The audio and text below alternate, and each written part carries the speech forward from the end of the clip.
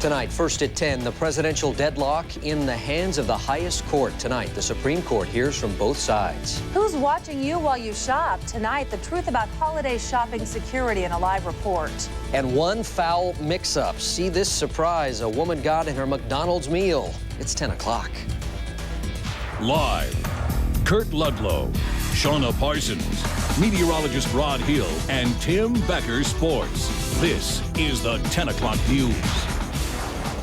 Good evening. An historic day in Washington, D.C. The nation's highest court is asked to help decide who will be the next president. And at the same time in Florida, it's the battle over ballots. KPTV's David Wilson is in news control with the day's developments. David? Well, for 90 minutes today, the U.S. Supreme Court listened to lawyers from both the Bush and Gore camps. The 9 justices are deciding if the Florida Supreme Court had the right to push back the deadline for tallying Florida's votes. No matter what the Supreme Court decides, the Gore campaign says it has no intentions of conceding to George W. Bush. Oyez, oyez. The U.S. Supreme Court has never tried a case quite like this one, at least not in the past 100 years. As hundreds of demonstrators paraded around outside, the justices heard testimony from the Bush team that the Florida Supreme Court overstepped its bounds when it extended the deadline for certifying the election results and allowed hand counts to continue. If the U.S. Supreme Court agrees, Bush's lawyers say the current results should stand. Unless that's overturned by a successful contest, that is the official results of the presidential election for the state of Florida. The lawyers for Vice President Gore contended this is a state matter, a political one, that federal courts should stay out of. There was nothing that disturbed the court that we were unaware of, and in that sense, it's always a relief to know that the case doesn't have any time bombs in it. As they are prone to do, the justices vigorously question the lawyers from both sides. You probably have to persuade us there's some issue of federal law here. Otherwise, why are we acting? Having decided very clearly what the statute requires and finding no way to get around the firm date set, you say the reason it's bad is because of the state constitution. The Gore team says it's reluctant to venture a guess on how the court will rule. I have learned from 29 other arguments that you can't always guess anything about where the justices will come out from exactly what they ask. The Supreme Court seemed divided today on whether to intervene and throw out Gore's hand-counted ballots in Florida. The U.S. Supreme Court justices did not indicate how long it would take to decide their case. If they decide not to intervene, the Florida election would stand with Bush holding a 537-vote lead over Gore. But the vice president would be free to still seek recounts through the Florida court system. Another weekend of waiting. David, thanks. Also today, the Florida Supreme Court denied Al Gore's petition for immediate manual recounts there and a request to order a new election in Palm Beach County, where some voters say they were confused by butterfly ballots. So we'd like to know, do you think U.S. Supreme Court hearings should be televised? That's tonight's 12 Talkback online poll. Log on to our website at Oregons12.com and we'll have results Monday on the 10 o'clock news. America's last unsettled Senate race is now decided. In Washington, a recount confirms Democrat Maria Cantwell beat out Republican incumbent Senator Slade Gorton.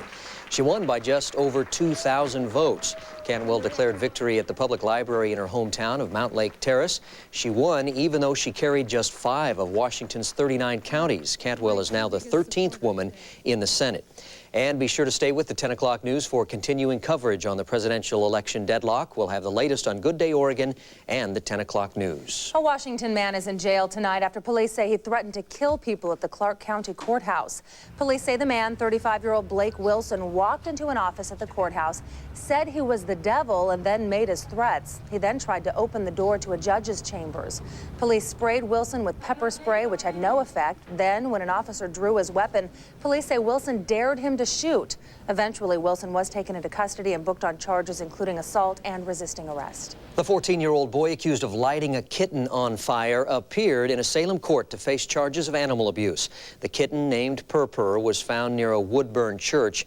It survived for a few weeks before dying from an infection. The boy has been placed under house arrest. He cannot leave the area. A judge has also ordered a psychological examination. The boy's family had recently moved out of state. Tonight, police are investigating a murder in northeast Portland. Just before noon today, witnesses reported hearing a single gunshot at 53rd and northeast Alberta.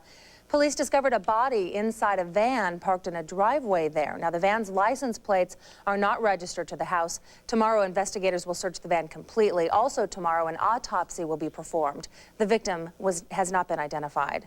Police arrest a man who jumped into an idling car and sped off with a 6-year-old still inside. 31-year-old Anthony Prater is in custody tonight. The chase started near 67th and Southeast Herald at a convenience store where Tori Paddleford stopped to buy cigarettes. She left her car running with her daughter inside, and the suspect climbed into the car and took off. But Paddleford grabbed on and was dragged about 100 feet before letting go. She was left with an injured wrist. Police spotted the car at 85th and Duke. They caught up to the carjacker at 93rd and Foster Road, where they arrested him.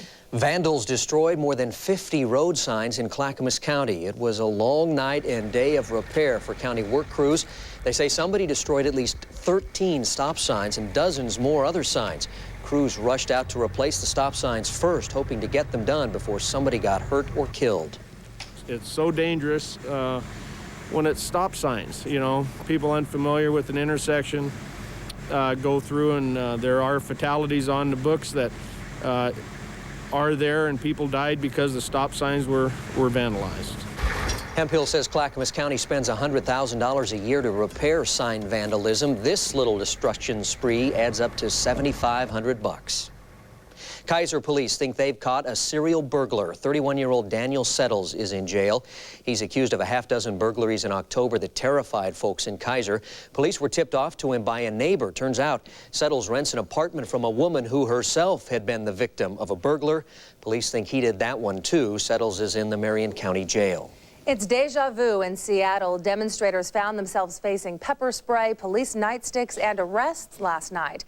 They were celebrating the one-year anniversary of the World Trade Organization protests where the same thing happened. KPTV's Drew Mickelson spent the day in Seattle, and he found a lot of people who are sick of all these protests. The sounds of the holiday season are back in downtown Seattle's Westlake Center. A day ago, this place had quite a different flavor. Demonstrators filled Westlake Center all day long, celebrating the first anniversary of Seattle's anti-World Trade Organization protest. The police were there right along with the protesters, and except for a few entanglements, the demonstrators remained peaceful, at least until around 8 at night. The police had let the protesters converge in the streets for hours, but when officers finally tried to clear them out, that caused problems. After several verbal warnings, the police used pepper spray and physical force to try to disperse the crowd. By the end of the night, police arrested 140 people. I got home from work, turned on the television, and I was like, what is going on down there? Seattle residents were disappointed about what happened. I think that it was a lot of kids that want to mess with the cops, and it had nothing to do with the World Trade Organization, which is kind of upsetting. I would think there's better things to do with their time than celebrate an event that seems to have been a sore spot for the city of Seattle. Protesters say November 30th will always be a day for demonstrations in the streets of downtown Seattle. And while some in this town will celebrate that day, a lot of folks here are just going to dread it. In Seattle, I'm Drew Mickelson for the 10 o'clock news. Now, today wasn't entirely event-free at that Westlake Center. The mall had to be evacuated after pepper spray or some other kind of irritant was released at a nearby bus tunnel. But no one was seriously injured, and it's not known if the incident had anything to do with the WTO protests. Salem police tonight say a 17-year-old girl did all the right things when a man impersonating a police officer tried to pull her over. The girl was driving through Salem when a man with a flashing blue light in his car kept trying to get her to stop. Police say she kept going. The man's car is tan-colored. It's a rental car, a 2000 Nissan Altima with Oregon license number WPW 481. The man is a white man in his 30s with short brown hair. He had a heavy build and was clean-shaven. An accident seriously injures 3 people and snarls rush-hour traffic. Look at this. A tractor-trailer slammed right through a center divider on I-5 just north of the Fremont Bridge. This happened about 4 o'clock this afternoon. At least 2 other cars were involved. 2 people were treated for minor injuries at the scene. Still not clear, though, what caused that wreck. An update now on a story you saw first on 12 last night. Today, a 6-mile stretch of the Willamette River was officially placed on the nation's Superfund list of most polluted sites. This marks the beginning of a massive cleanup that will most likely take several years and cost millions of dollars. More than 60 landowners and companies along the Portland Harbor will be notified and may have to help pay for the cleanup costs. Back in 1997, scientists found high levels of tars, pesticides, tins, and metals in the river sediments between Sauvie Island and Swan Island. Tonight, the battle over the state budget. Governor Kitzhaber's proposed $12 billion budget calls for cuts in state police and corrections to offset his increase in school and health care funding. KPTV's Jim Hyde has the story. It's a very tight budget. Understatement is not the usual mode of expression in Salem, but lawmakers, lobbyists, and reporters try to get on the same page with the governor as he outlined his budget today. 57% of the general fund, that's state tax dollars, for education, 23% for health and human services, 14% for public safety. Increases go toward funding the quality education model developed by the legislature and governor. $220 million targeted at ensuring that 90% of our 3rd and 5th graders reach the reading benchmark within 4 years. With revenue limited by lawsuits, reduction in some federal matching funds, increases in drug costs, and ballot measure 88, other spending would be reduced. Fewer state police troopers, detectives, and juvenile detention beds. Other programs would be scrapped, such as Project Independence for ailing seniors. By cutting off these people that we're helping to stay independent in their own homes at just a minimal amount of money will come back to bite us, because those people will eventually come back into our system at such a higher cost. Republican majority leaders also listened intently to the governor's plans. Their mantra, accountability. If we spend an additional $100 million, knowing what we're buying, what are we buying? If we've got to spend $100 million less, what do we have to take off the table? It's a matter really of what legitimate public need goes unmet so that another legitimate public need of a higher priority can be met. Later this month, boys and girls throughout Oregon will be filling out their Christmas wish lists. Now, Governor Kitzhaber is not counting on Santa to bring the revenue to fulfill his spending plans, but Republican leaders today called it a straightforward document and took no strong exception. Beginning next month, we'll see how much of it gets fulfilled. At the Capitol in Salem, Jim Hyde, the 10 o'clock news. Well, some of that money will come from the lottery and the national tobacco settlement, but the governor says he'll know early next year if any of the tobacco money will be able to go to health spending or to restore other programs. Coming up, keeping an eye on the holiday shoppers. Tonight, Team 12 goes behind the cameras to see how mall security is keeping a watch on you at 10:15. Also, a warning about buying PlayStation 2s over the internet, what the Better Business Bureau wants you to know at 10:18. Plus, it's not every day your food stares back at you. You've got to see the surprise one woman got while eating at McDonald's at 10:48. On the weather deck, I'm meteorologist Rod Hill. Right now, it is raining on the Oregon coast. Still waiting for that rain to move into the valley. High temperature today, a very nice 49 degrees. The low is 41, and so far in Portland, no rainfall, but I think that will change. My complete weekend forecast is at 10:28. I'm Kimberly Moss. And I'm Ken Ackerman. Next week, get a sense of our state's past with Oregon, then and now. And Dr. Julie Rosenzweig has holiday house guest survival tips next week on Good Day Oregon. We'll talk about the car. Exciting. Desirable. Impressive.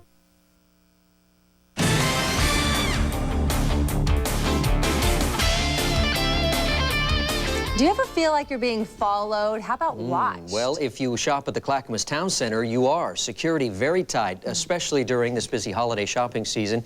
KPTV's Chris Murphy went behind the scenes for this next story. He joins us live from the mall. Chris? Kurt, I wouldn't be surprised if some of those security cameras were watching us right now. They set them up for two reasons. One is to keep you safe inside and outside the mall. The other is to catch criminals in the act. While you look for a bargain, they look at you. Security, this is Amy. Big brother or sister is watching at Clackamas Town Center. Dozens of cameras set up all over the mall. The images are fed here to the security dispatch center. We've never, since I've been working here, had an actual purse snatching in the mall. But we do see like the loss prevention agents chasing somebody through every now and then. The major department stores supply their own security. They wouldn't allow our cameras inside their stores. But the kiosks in the center of the mall rely entirely on mall security. They just walk by and they just nonchalantly just pick it up and keep walking. They're very good, but they just can't be everywhere at the same time, you know. We'd have to have one posted at every door. But nearly 24 cameras are peering down at nearly every hallway, walkway, and escalator. But security cameras aren't only found inside the mall. Outside the mall, on the exterior of the buildings, they have cameras mounted watching the parking lot to make sure people don't break into cars. The bad guys that frequent the mall, they come in and they see the domes, and they don't want to try things sneaky. Anything sneaky or illegal is not only caught on camera, but on tape. These images are often used in court. And remember, the camera never lies.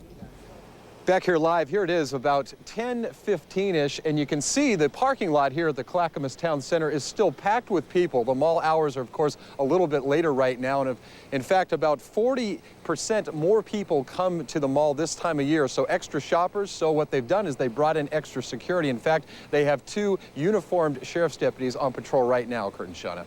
Which should make all those shoppers feel a lot safer. That's right. Thanks a lot, Chris. Thanks.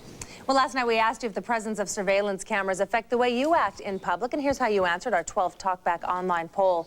23% of you said yes, but 76% said no. Tonight, a 1912 alert, a warning about buying a Sony PlayStation 2 over the internet. The game is so popular that it's hard to find it in stores, so now people are looking for it on the web. Well, the Better Business Bureau says stay away from a couple of Canadian websites, PS2StoreUSA.com and PS2StoreCanada.com. They're advertising a large supply of Sony PlayStation 2s, but the BBB says 20 people a day are calling to say that they've ordered the PlayStations from these websites and haven't received them.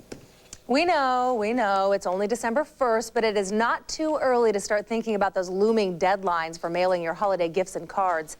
The post office wants to remind everyone to get your stuff in the mail early this year. Nationally, the Postal Service expects to see about 125 million cards and letters each day of this holiday season. And this year, you have even less time than usual to get your mailing finished. This year falls on a Monday, so the last regular delivery day is actually 2 days earlier. It's on Saturday, December 23rd. And I think that is sneaking up on a lot of people, and they don't realize that. So here are some other dates you should keep in mind. If you have packages that need to arrive by Christmas, the deadline is December 4th for South America and Africa. December 10th if you want to send packages with normal delivery in the U.S. Otherwise, you'll have to pay extra for priority or express mail. And if you have loved ones in the military, you need to get those packages in the mail by the 11th. By the way, if your little ones have letters they need to mail to Santa, some of his elves volunteer at the Portland Post Office, and they will make sure each letter gets an answer. Well, if you enjoy good beer, here's an event that will definitely bring some warmth and cheer to your holiday season. The Holiday Ale Festival is underway this weekend at Pioneer Courthouse Square. It celebrates the release of the Northwest seasonal ales. There's a heated tent there, a food court, a cigar area, and one of the largest decorated trees in the nation. Admission is free, but a 14-ounce souvenir mug is required for you to taste beer. It costs $3. The Ale Festival is open tomorrow from 11 a.m. to 10 p.m. and Sunday from noon to 6. And that guy was really enjoying his beer, wasn't he? Tonight, the Oregon Zoo kicked off the holiday season with a show of lights. The opening of Zoo Lights has transformed the zoo into a holiday wonderland. With more than 500,000 lights brightening up the zoo, animal lovers will be able to see elephants, bats, and primates in lighted areas. You can also see some new animated light displays like sea lions, polar bears, and even a dragon.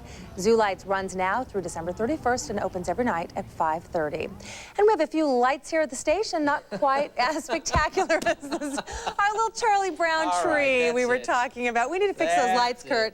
All right, it's all part of KPTV's Oregon's 12 Toy Drive. See, at least we have toys, right? A lot of people have dropped toys off here in our lobby. You can too.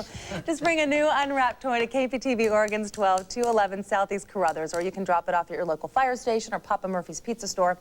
All the toys then go to the Portland Fire Bureau's Toy and Joy Makers program. Our toy drive lasts through December 19th. We're not going to win any awards. That's downright embarrassing. Tree lighting. That tree is horrible. We need to just wear some sweats in this weekend and just redo that I think tree. it's time we go out and buy some lights for that thing. That's embarrassing. Oh, well. College football's coaching rumor mill continues to go round and round, and Oregon's coaches remain in the thick of it. Tonight, there's word that a job has been offered to Ducks coach Mike Bellotti, and Tim Becker's here with the latest. What are you hearing? Is he going? You know, he said, she said, so what do you do? You go to the horse's mouth and see what the horse has to say. That's what we're doing.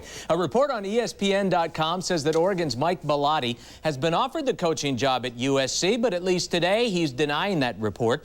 According to the story, he's been offered a package that could double his salary, which now totals $875,000 a year with incentives at Oregon.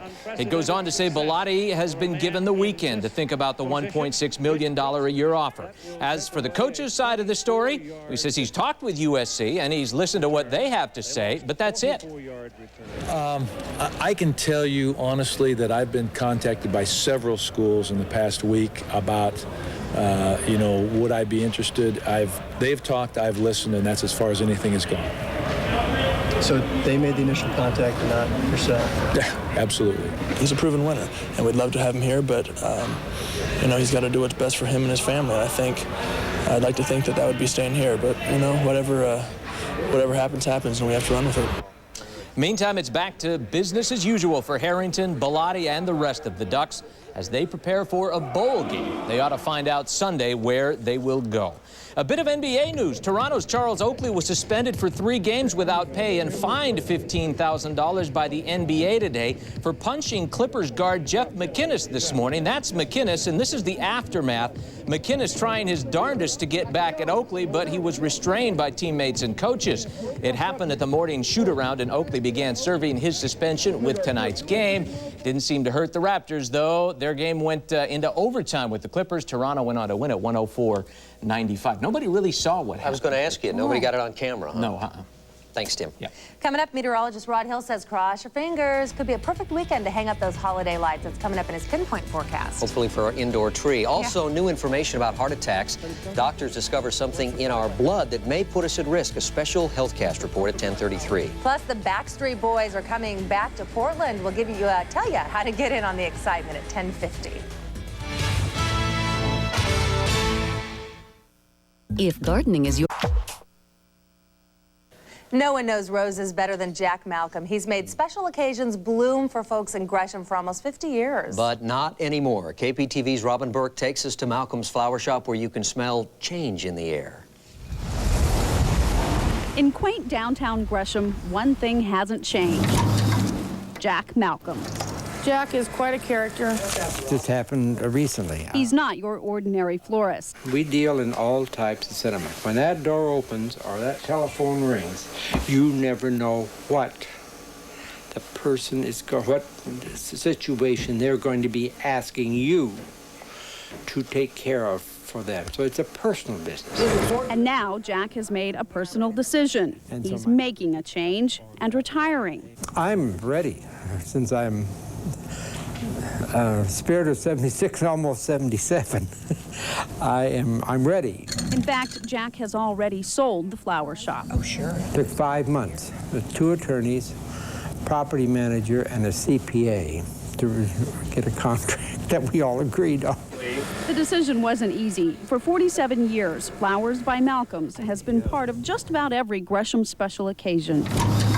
Probably sent flowers to them when they were born, and now they're buying their corsages for their prom, you know. He's not a big man, but Jack Malcolm's shoes are not going to be easy to fill. New owner Brett Walker is the first to admit it. Sometimes I'm a little reluctant to make changes and see his reaction, but I think it's difficult when it's your own baby. You've had it for that long, but he's been very supportive of me, and he hasn't rolled his eyes too many times. Walker came from the candy business, but isn't a total stranger. The Walkers and Malcolms have been friends for 3 generations. Jack says selling the shop to someone familiar makes saying so long easier. He just can't. He'll never say goodbye. It's too hard. Oh, he doesn't go far. He only lives about 4 blocks. He's here every day. Not that much has changed. I said, I don't like goodbye. Just fade off into the beautiful horizon. In Gresham, Robin Burke, the 10 o'clock news. Jack's going to stay on through the end of the year as an advisor. However, the name of the shop, Flowers by Malcolm's, is staying for good. Yeah, they're not going to change that. Well, you'll notice it's December 1st, so you'll see behind us. It's looking very nice decoration job. Yes, how exciting, but and it's beautiful. They're real, right? Yes, Yeah, okay. So they'll be dying by the end of the month, I'm sure. Good weekend to get out and do the lights? It could be. It should be. It might be. But you know what? Sounds wishy-washy to me. We're going to cover all the bases tonight, show you exactly what all the possibilities are, and we start with weekend possibilities. So take a look at this. Saturday morning, we're looking at some rain moving across our region right now, or into it. There's the possibility we would still be getting some light rain tomorrow morning, but that's just a chance. It might be gone by then. Otherwise, I think the weekend will be dry. Sunday, do we get sunshine or do we get high clouds? I still think Sunday will be dry, but this question, sunshine versus that question, is a tough one. I'm going with that one right now, sunshine. Here's a look at what's going on tonight. You know, we've been patiently waiting for rain. Last night we said we'd start the chance of rain mainly later in the day into the evening. It has finally arrived, hitting the beaches around 8:30 this evening, and now it's already moving across the West Hill, not the West Hills, but across the coastal range and into Hillsborough, Scappoose, and McMinnville, now starting to see this rain. So several hours of it coming into the Portland metro area over the next hour. I think we could pick up about 1/10 of an inch or so. Now look at this cloud band. It's pretty narrow, so I think mostly what we saw on radar is pretty much all there is. The reason for the rain is this front, but it's falling apart. So as it comes in, I think the rain tends to get lighter. So again, about 1/10 of an inch, I think, in the valleys. Radar is showing up to about 1/4 of an inch, possibly along the Oregon beaches. This system is the one for Sunday. Remember last night we showed you the split jet stream that would basically grab this one and then hold it and possibly keep it away from us, giving us a nice Sunday. This is the exact map I showed you yesterday. Still looks like that will be the case. Again, it might shoot us up some high clouds that would take our sun away, but otherwise Sunday looks pretty nice. And really, I think the weekend, most of the time, will be a dry one. High temperatures today, 49 in Portland, 60s again on the coast. Newport had that, North Bend at 61. Burns 38, Pendleton still under a dense fog advisory tonight. You folks were stuck under the low gray stuff today, a high of only 34. Medford was kind of cool as well. My forecast check for today, we started the chance of rain in the afternoon and said it would increase and increase and increase until the rain started. That's about where we are. Missed the low by 1, missed the high by 1. It was 49. I said it would be 50. Outside right now we have cloudy skies. Again, the rain now starting to move into Hillsborough. 42 is our current temperature. Dew point's at 34. Barometer's rising. Temps will stay steady tonight in the winds southwest, 18 miles per hour. Quick look for you across the rest of the nation tonight. That was really quick, huh? High temperatures, check these out. There's light snow falling across the Ohio Valley tonight. They had about 4 inches of snow up in Iowa today. Des Moines, a high of only 32. It was 45 in Oklahoma City. Of course, today, December 1st, so these temperatures in most spots are really about normal. 55 today. Up in Seattle was warmer by 6 degrees than it was here in Portland. On the Oregon coast tomorrow, the chance of rain in the morning, and again, it might all be over by then. Otherwise, a mostly cloudy day and really pretty comfortable. That cold front falls apart, so the warm temperatures stay with us into the weekend. 52 tomorrow in Astoria. Marine forecast, swell still pretty high from the west at 10 feet. Again, there's the chance, only a chance, we could have some light rain around in the morning. Otherwise, a dry Saturday with mostly cloudy skies. That means some sun breaks from time to time. Salem, 51 degrees. Eugene, tomorrow we get up to about 50. Up in the mountains, snow levels above pass level all weekend, 6,000 feet tomorrow. Good bet there will be some rain showers up there. Government Camp at 38 degrees. Willamette Pass at about 37. And in the morning, from Bend on, there could be a freezing mix down to the surface, especially in places like Pendleton where they have the fog and the low clouds sitting in. This chance of precipitation otherwise in the afternoon will turn into just some light rain. Spotty showers at best. Pendleton tomorrow about 46. The Dow's 47. Could be some light rain in the afternoon. Cascade Locks mainly in the morning hours. 49 would be your high temperature. You wake up in the morning, stick your head out the window, see if it's still raining lightly. I bet it's not, but I'll keep that chance there. 40 at 7 a.m., 47 at noon, dry, mostly cloudy, 45 at 5 p.m. 7-day forecast for you. Again, I'm betting on the fact we get partly sunny skies on Sunday.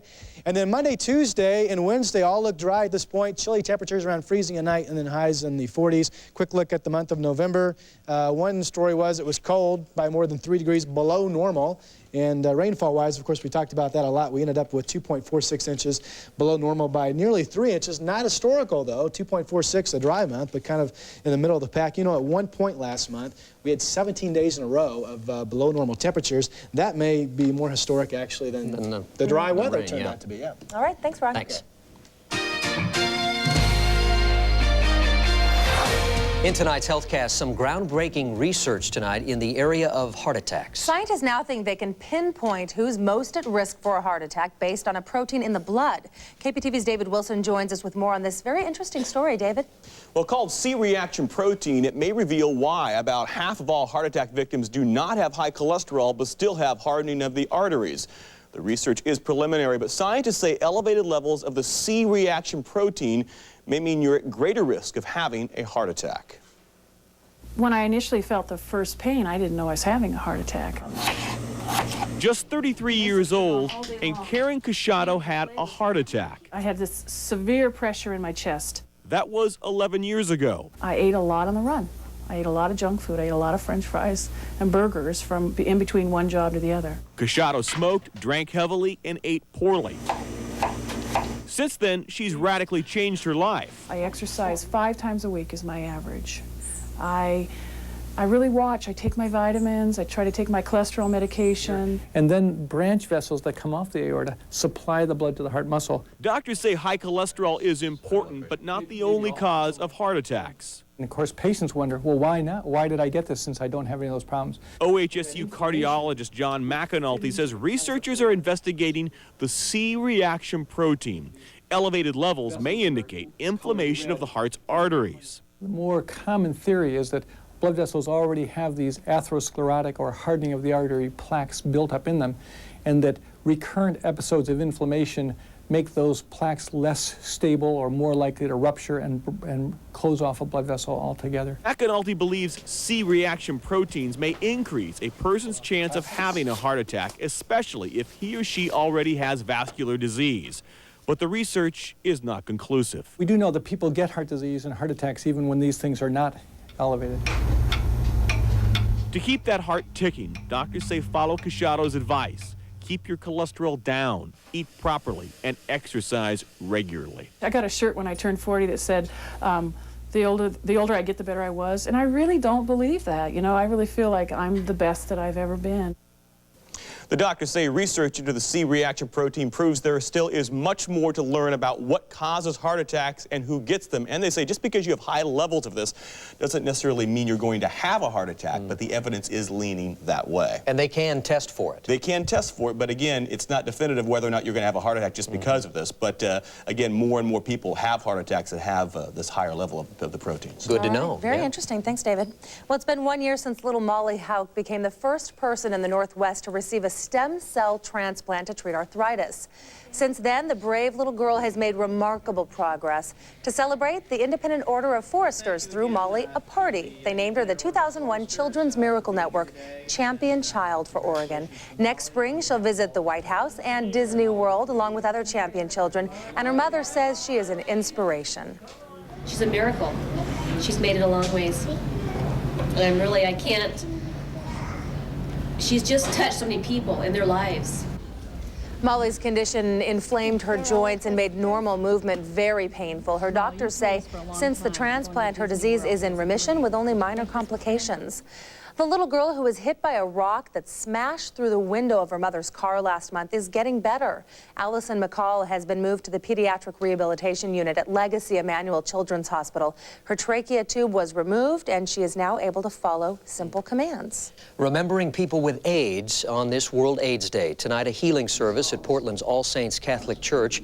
Hundreds of people gathering to support those with HIV. And as many as 800 people have visited the Project A's Memorial Quilt. 30 panels from that quilt have been on display at the church tonight.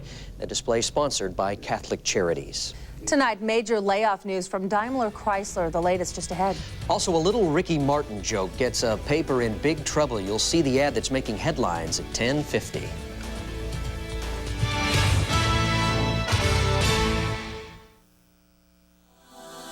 One automotive innovation after another. This is a national sales alert from Dodge. Effective immediately, get 0 APR financing for 60 months on 2000 Dodge Intrepid, which can save you over $5,000. Or get a $2,000 cash allowance on 2000 Intrepid. You can still get 0.9 short-term financing or a $1,500 cash allowance on 2000 Dodge Neon. We now return you to your regularly scheduled commercial. See the friendly Dodge dealer near you. I got on this site just before dinner to shop for that Civil War video for my brother's birthday. Well, I clicked around and I got sent to this auction. And now I'm bidding on a bronze copy of Abe Lincoln's death mask. Good night, honey. Bob strays while shopping. The rest of us, buy.com. Get in, get great deals, get out. Buy.com. Get in, get out. Standard TV and Appliance is turning their entire store into a warehouse, loading their showroom floors with famous name brands, offering the lowest prices ever. Values are stacked to the rafters during the in-store warehouse sale. Save now on KitchenAid, Whirlpool, GE, Maytag, Genair, Zenith, Mitsubishi, and more. Hurry in now for 0% financing and big savings at Standard. Hurry to the in-store warehouse sale at Standard TV and Appliance before all these super values disappear. 2 men are dead after a drag race with deadly consequences. Find out what happened coming up on the 10 o'clock news.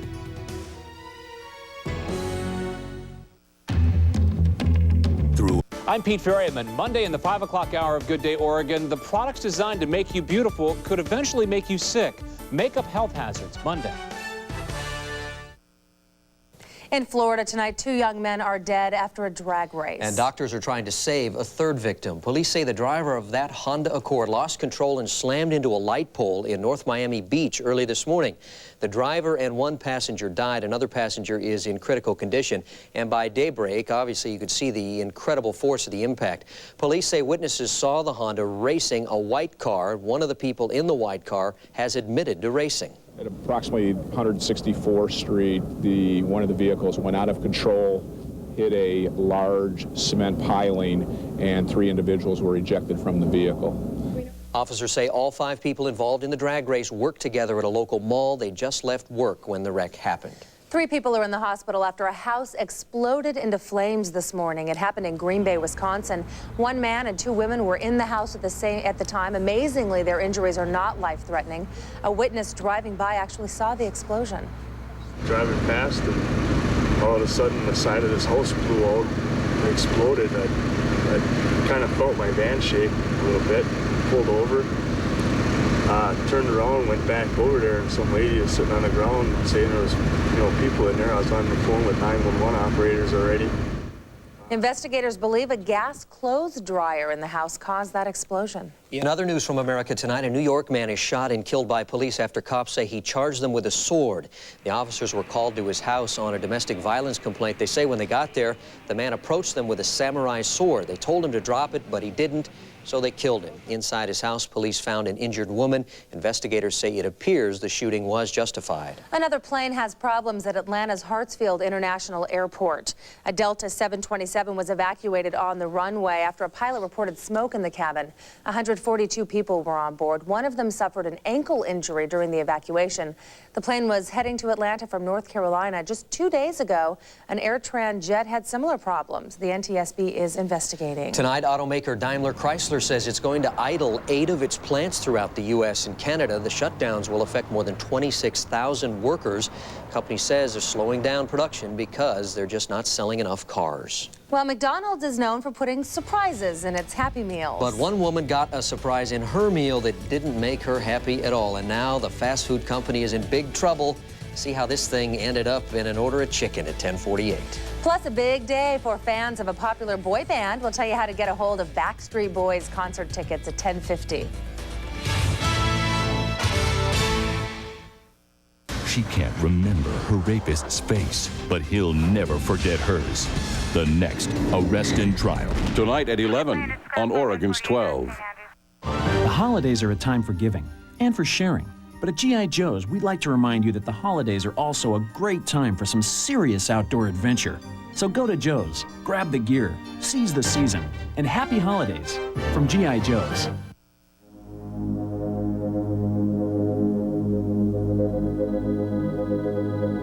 They may dance, spark, even start fires. But the most frightening thing about down power lines is when they don't do anything except lie there and wait. If you see any down power line, don't touch it. Just call us at Portland General Electric. Buy one of these, get one of these. Now during Isuzu's hard drive sales event. Here are the hard facts. Lease a 2001 Isuzu Rodeo now for only $199 a month for 39 months. Plus, Rodeo comes with America's longest powertrain limited warranty. And when you buy a new 2001 Rodeo, you'll get this gateway computer. It's that easy. So buy one of these and get one of these today when you see your Isuzu dealer during our hard drive sales event. The holidays are a time for giving and for sharing. But at G.I. Joe's, we'd like to remind you that the holidays are also a great time for some serious outdoor adventure. So go to Joe's, grab the gear, seize the season, and happy holidays from G.I. Joe's. On Wall Street today, the Dow Jones was down 41 points to close at 10,373. The Nasdaq up 47 at 2645. The 10 o'clock news continues in a moment. Help make this holiday season a little brighter for a child in need by donating to our holiday toy drive. Just bring your new unwrapped toy to KPTV, Oregon's 12. The nation's best critics are all raving about a movie unlike any other. Unbreakable easily tops The Sixth Sense. It's mind-blowing. Unbreakable, rated PG-13, now playing. In the Amazon rainforest, there is a vine with thorns like a cat's claw. In labs at OHSU, there are researchers using an extract from that vine to create a new treatment for Alzheimer's. This kind of medical research helps people all across Oregon. Our goal is to do even more.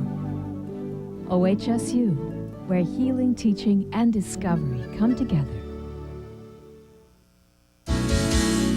We're the people you can depend on. For quality, it's all right here. At the all-new Dining Rooms Unlimited, you can choose from over 50 dining room displays from formal to casual. The perfect gift available in maple, oak, cherry, glass, iron, or have it custom designed. Dining Rooms Unlimited, a unique specialty store. Shop now during our store-wide sale. Depend on us today.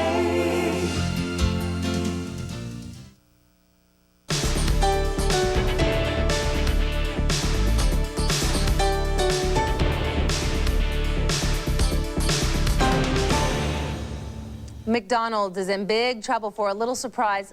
We should say big surprise. A big surprise a woman found in her order of chicken. This is disgusting. She found a fried chicken head. Back by popular demand, we're going to give you another look at it and tell you about the latest on what could happen to McDonald's for this horrible mix-up. Catherine Ortega had no idea it would go this far. But that's a wing, and this is a head. Clear as day. But since she went public with what she says she found, several local and federal agencies have stepped in to find out how it could have happened, how a fried chicken head could have gotten mixed up in her order of McDonald's chicken wings. There were two separate bags inside of the box, and they were all battered. And of course, it's hard. Arthur Austin was one of two inspectors from the Peninsula Health Department to first respond to the complaint. They found no other unusual chicken parts in what was left of the wings on site. Even Austin says it would have been easy for any employee to miss. And what they do is they'll open the bags and dump them into the baskets for frying. And everything is fast moving. They just, they don't pay attention to the parts. They don't handle them separately. They just throw them in the fryer, done with it. And they shouldn't be required to. Right, they're not required to at all. So the health department says the processing plant who packs the meat is really responsible. This restaurant has since stopped serving the wings and has even removed their window ad. This inspector says the most important thing is it never became a health concern. Because it was thoroughly cooked at beyond 240 degrees Fahrenheit, and basically it killed anything that might have been on it. That is just unbelievable. When Ortega called the McDonald's where she bought the wings, they told her she could come back and get a refund or a new box of chicken. She said she wasn't hungry anymore. I don't blame her. That's because she's a vegetarian. And in case there's any doubt now about what part that was, we figure it's like about that. From that point up. That is just awful. Isn't that horrible? Awful. Can you imagine? No, I can't. Well, now from a food mix-up to a music mix-up, a newspaper advertisement in Sioux Falls Sunday paper got quite a bit of attention. Take a look closely at the title of Ricky Martin's new CD. You see it there? It's not titled Sound Loaded. It's titled I Like Little Boys. The Argus leader says one of their employees changed the title as a joke, and it was printed by accident. Bad joke. Teenage girls in Portland will have a lot to scream about soon. One of the biggest boy bands around is coming to town. Concert tickets go on sale tomorrow for the Backstreet Boys. They'll be at the Rose Garden on February 27th. The last time the boys were in town, they sold out the arena, so don't expect tickets to be around for too long. Aren't they just here? A couple of months ago. Hey, you can never have too much of Backstreet Boys. Right. An update to tonight's top stories and the Pinpoint forecast just ahead in the 11 o'clock headlines. And in sports, Tim Becker has highlights of the Winterhawks defending their home ice against Tri-Cities.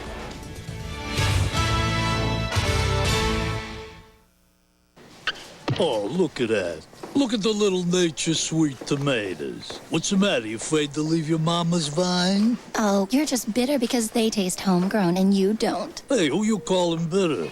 Listen, only Nature Sweet brand tomatoes taste as fresh as homegrown tomatoes, and that's because they ripen on that vine. Oh, if you're so smart, Smarty Pants, where's your vine, huh? Pears grow on trees. Well, I knew that. Nature Sweet tomatoes. They taste homegrown because they ripen on that vine. What will you find at America's largest Christmas bazaar this weekend at the Expo Center? Handmade gifts and the people who create them. Specialty foods and wine. Unique decorations. More than 1,000 booths, from soft and sparkly to rustic and rugged. All in a festive atmosphere that makes Christmas shopping fun again. This is the big one, a holiday tradition. America's largest Christmas bazaar. Friday, Saturday, and Sunday at the Expo Center.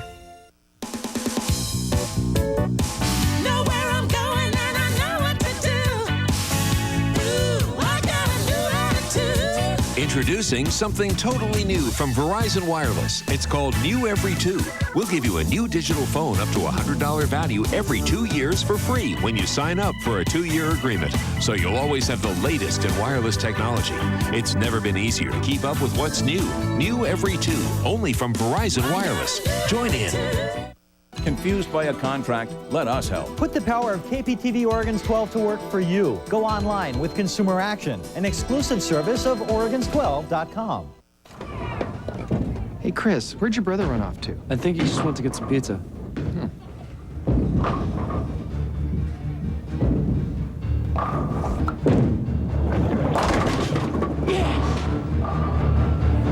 Yes! Heads up, coming through. Gregory, what are you doing? But, Dad, you're the one who always talks about buying in volume. We'll be right back with the sodas. Attention business owners. KPTV Oregon's 12 invites you to be a part of Value Space, an exclusive multimedia opportunity that reaches out to new and existing customers in a way never before possible. It's the only marketing tool to combine the power of television, the accessibility of the internet, direct mail targeting, and the convenience of couponing. Come join the growing list of Value Space participants. For more information on Value Space, call 736-0200 or visit our website now. Tonight's sports report on the 10 o'clock news is brought to you by Emporium, your family department store, bringing great fashions and values to Northwest families for over 40 years. At Emporium, the customer is always right. This Friday and Saturday, you're gonna feel the power. 2 powerful days of savings for the holidays. Save on outerwear for men and for women. The entire stock of men's casual pants are 30% off. Famous brands, free gift wrapping, great prices. Feel the power. Friday and Saturday, shopping never felt better.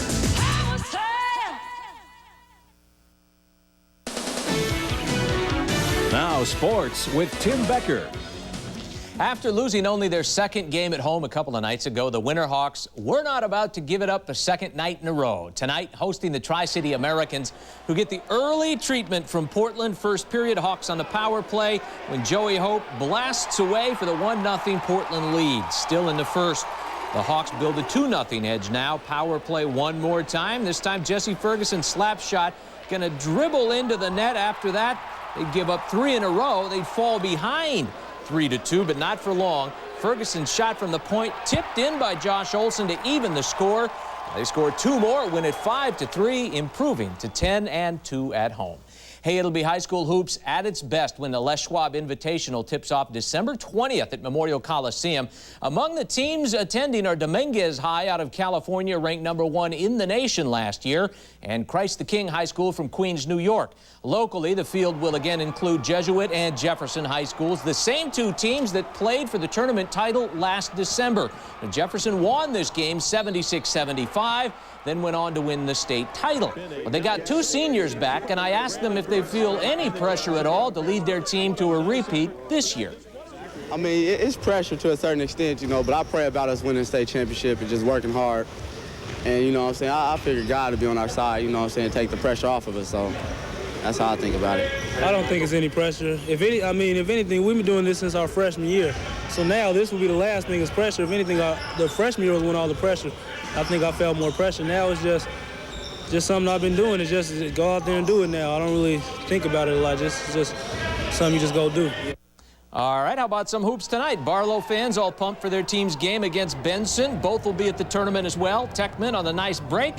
Finished off by Matt Eisel underneath. It was a very close game all the way. Barlow's Colin Verdorn making a backdoor cut off a feed from Jim Vokes as they stick with Benson in that first half. Vokes would finish with a team-high 19 for the Bruins, hits the turnaround at the buzzer, and they have just enough for the 57-55 win over Benson.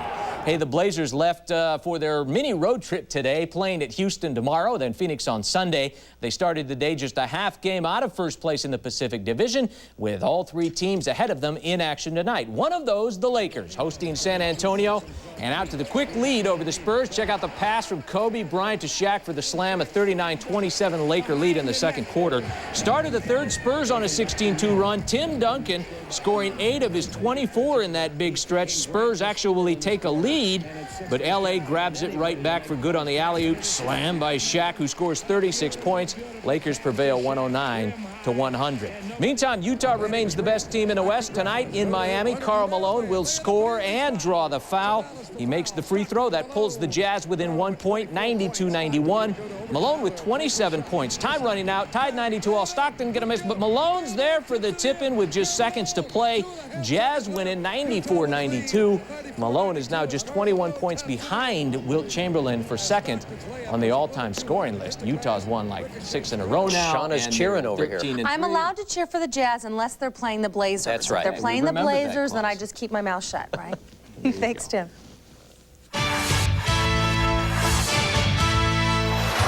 Updating our top stories in the 11 o'clock headlines. For an hour and a half today, the U.S. Supreme Court listened to lawyers from both the Bush and Gore camps. The 9 justices are deciding if the Florida Supreme Court had the right to push back the deadline for counting Florida's votes. The U.S. Supreme Justices did not say, however, when they would hand down a decision. Police arrested 140 people during the WTO anniversary protests in Seattle, but many of those arrested last night for failing to disperse complained that officers had surrounded them and then gave them no way out. Police used pepper gas in these confrontations. One officer who was hit in the eye was treated at a hospital. Property damage limited, though, to just $50. Governor Kitzhaber unveiled his 2-year, $12 billion budget today. Kitzhaber's proposed budget calls for increased school and health care funding at the expense of cuts in state police and corrections. Some of the budget money will come from the lottery and the National Tobacco Settlement. And for the latest on these stories and weather, be sure to tune in to the 10 o'clock news weekend edition. That's Saturday and Sunday night, 10 o'clock, right here on KPTV, Oregon's 12. And Rod is back with a look at Wake Up Weather. Yes, should be a pretty good weekend. You wake up in the morning, you remember we're holding on to the chance that there could be some light rain, but I think it will really be pretty much non-existent. That would leave the weekend to be dry, and temperatures near 50 both days. So get outside and do what it is you do when it's not raining outside.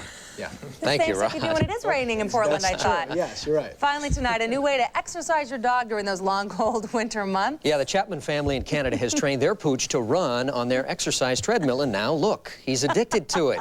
Shivu is so eager to run, sometimes he tries to run his owners right off the machine. Brought up on the farm, and when he watched us on it, I think he likes to do what we do. I think he thinks he's a person. The Chapmans say as a result of his addiction to the treadmill, Shaiwu is one fit dog. He runs about 5 miles a day. But now they're getting out of shape. That's right. and Look, gaining I weight. was going to say. They just stand and watch. I think Mr. Chapman there needs to get on with Shaiwu. Yeah, That's instead a of great taking story. him for a walk. That's pretty funny.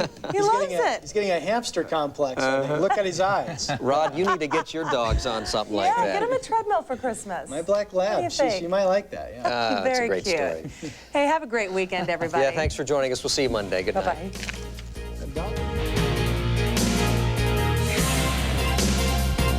I'm Kimberly Moss. And I'm Ken Ackerman. Next week, get a sense of our state's past with Oregon, then and now. And Dr. Julie Rosenzweig has holiday house guest survival tips next week on Good Day Oregon.